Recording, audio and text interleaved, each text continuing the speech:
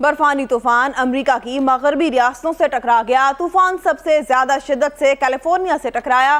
California में 7 feet तक बर्फबारी की पेशगोई की गई है। तूफान की वजह से मजीद बारिशों और लैंडस्लाइडिंग के खदशात हैं। वाशिंगटन, ऑरेगन और आइडाहो में बारिश के साथ बर्फबारी की पेशगोई भी की गई है।